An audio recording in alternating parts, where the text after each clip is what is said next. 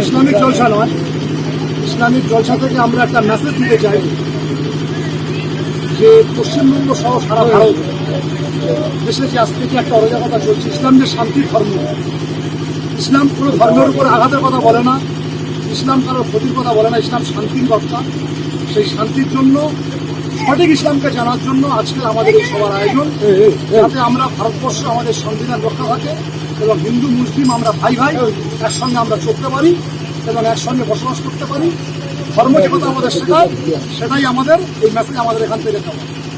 এছাড়া কি কি অনুষ্ঠান আছে? সেই কারণে শুধু ইসলামিক জলসা নয়, ইসলামিক জলসার সঙ্গে আমরা দেখেছি বর্তমান যে অত্যাধিক গরম এবং যে রক্তের ক্রাইসিস, সেই জন্য আমরা ব্লাড ক্যাম্পের একটা আয়োজন করেছি, যাতে এই রক্তের মধ্যে কোনো ধর্মের নাম লেখা থাকে না, রক্তের মধ্যে কোনো জাতের নাম লেখা থাকে না।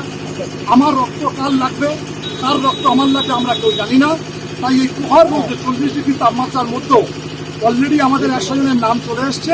রক্তদান শিবিরের আমাদের আয়োজন করা হয়েছে এবং বিনামূল্যে চক্ষু পরীক্ষা এবং ছানি অপারেশন শিবির একটা আয়োজন করা কাজ চলছে।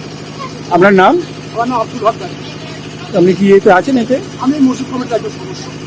আমার ইমাম সাহেব আছেন, আমাদের সবি সাহেব এবং যত ছেলেরা আছে আমাদের কমিটির কোনো বড় বড় কথা নয়, কেউ পথ বলে কথা নয়, সবাই আমরা একত্রিত হয়ে এই মসজিদ উন্নয়ন এবং সমাজকে একটা শান্তি রাখার জন্য এই বিশেষ প্রোগ্রাম আমাদের আয়োজন।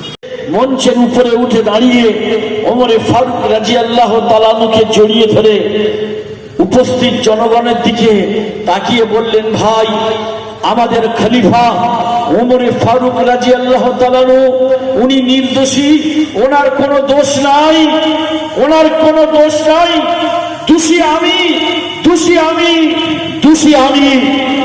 আমি আজকের আসামির কাঠগড়ায় এসে দাঁড়িয়েছি। যে শাস্তি দিলে তোমরা খুশি হও, সেই শাস্তি আমার উপর দাও। সবাই তাকিয়ে আছে।